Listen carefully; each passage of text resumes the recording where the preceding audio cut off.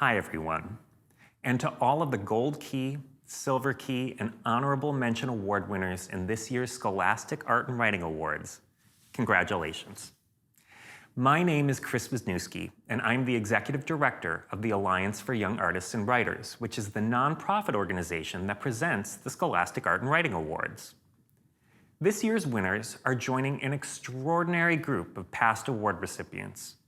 People like Andy Warhol, Kay Walkingstick, Stephen King, Shabalala Self, and Amanda Gorman. Today, you become part of an over century-long tradition.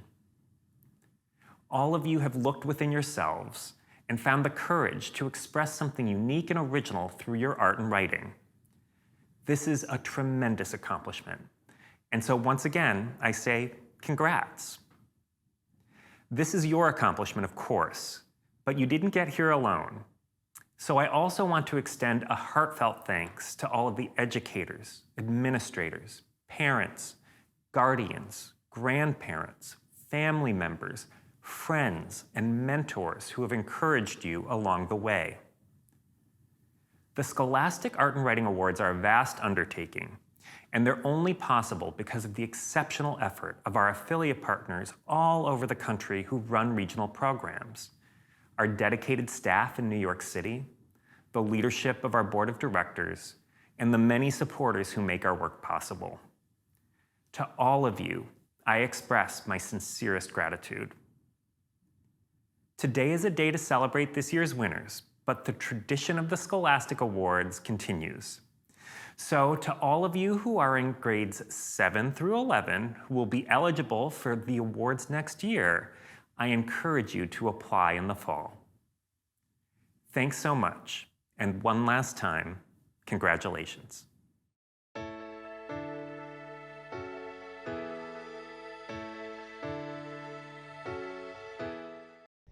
Hello everyone, my name is Clare Stokolosa. I'm a visual artist based in New York, and I'm here to congratulate you on your wonderful achievement as Scholastic 2025 award winners.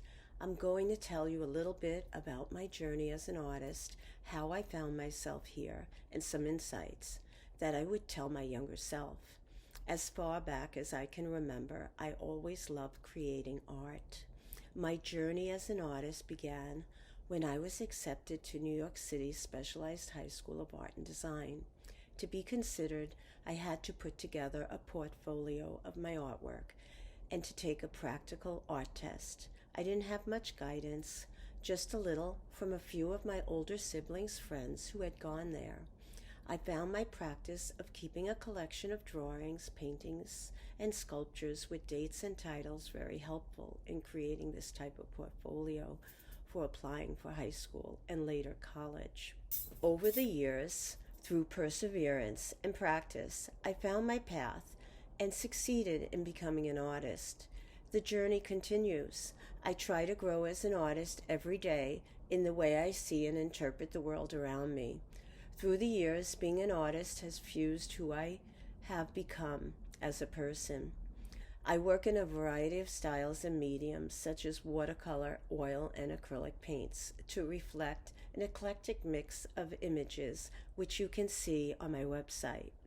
In my career, teaching visual art gave me the opportunity to combine my passion for art with nurturing and broadening the perspectives of developing artists.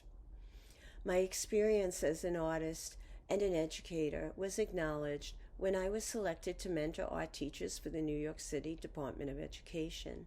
Mentoring is a rich experience which also informs and inspires my own art. I'd say to my younger self, be confident, don't waste time with self-doubt. I learned to speak up, show up, and be proud of my work. I learned to run my own race, no need to be intimidated.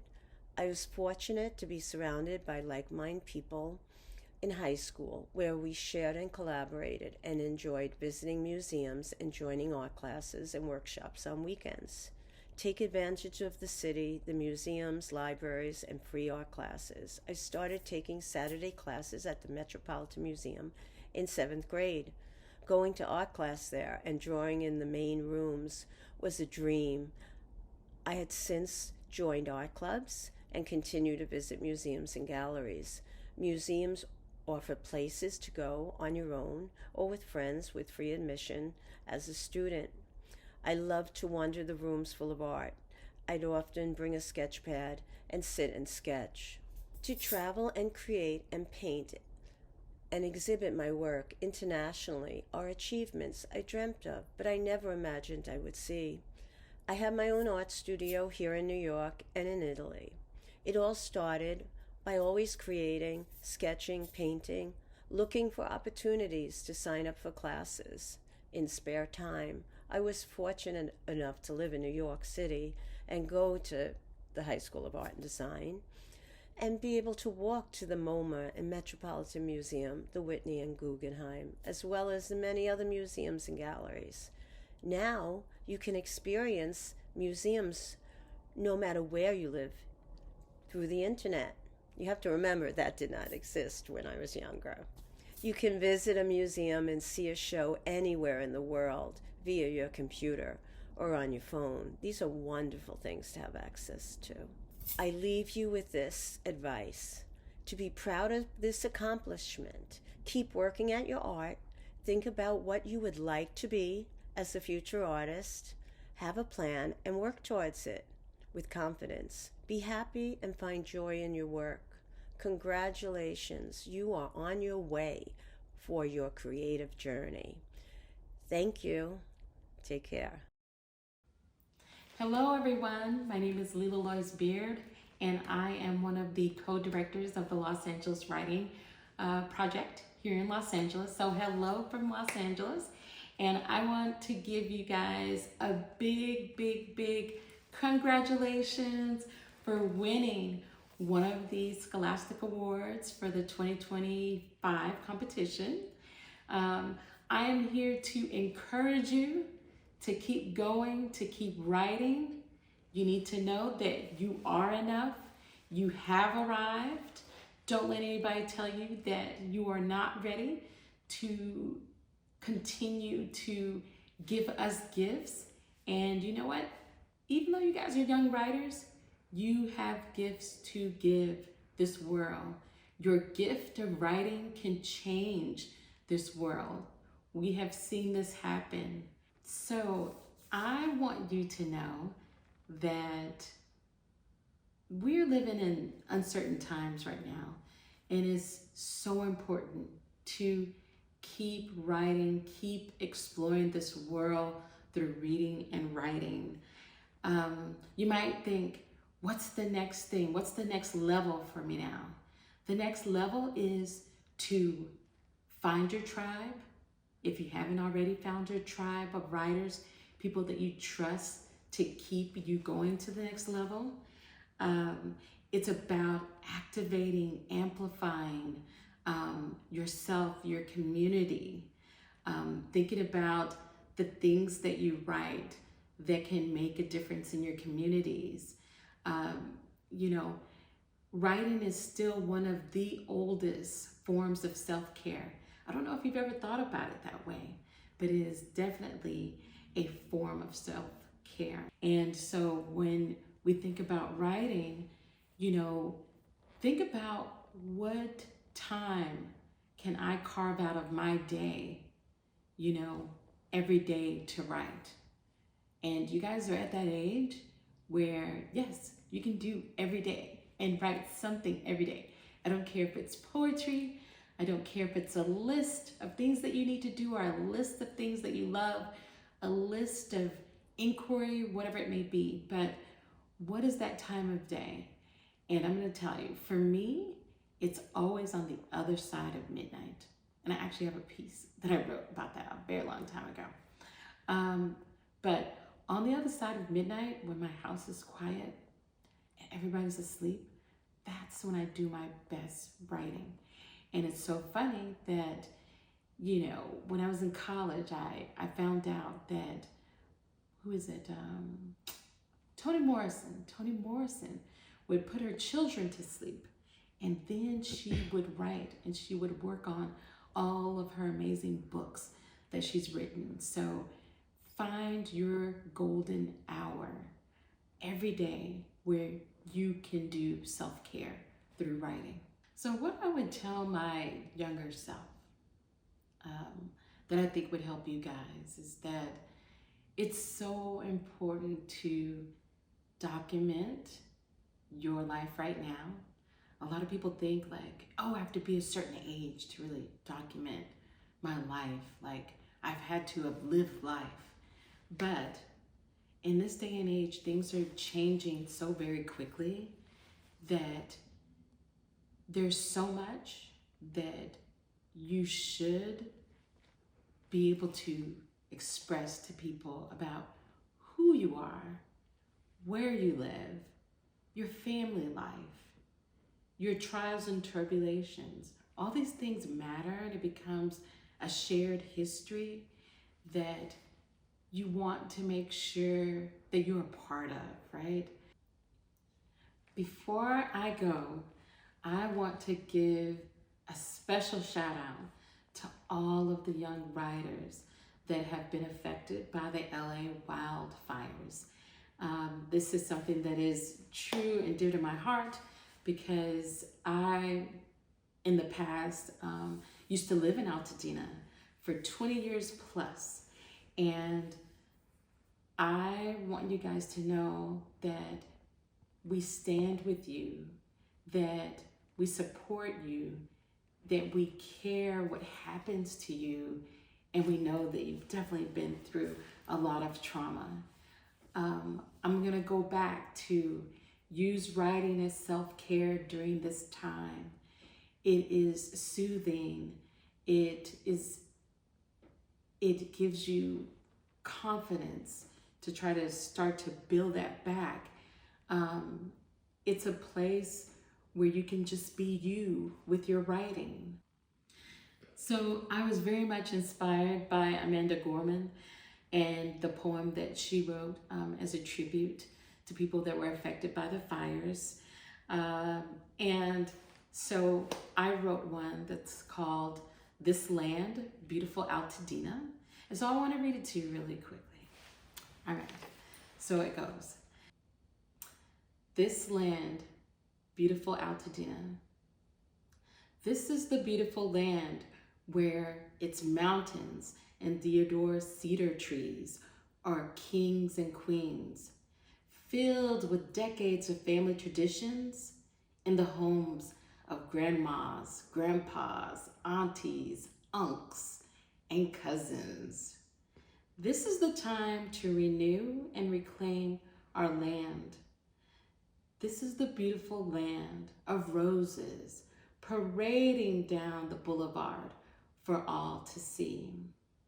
I see and hear the words of sci-fi sis Octavia Butler floating through the beloved neighborhoods she called home. Beautiful Altadena will rise again like the phoenix from the ashes. So I want to leave you with this. I want you guys to be the ethnographers of your time, of this time.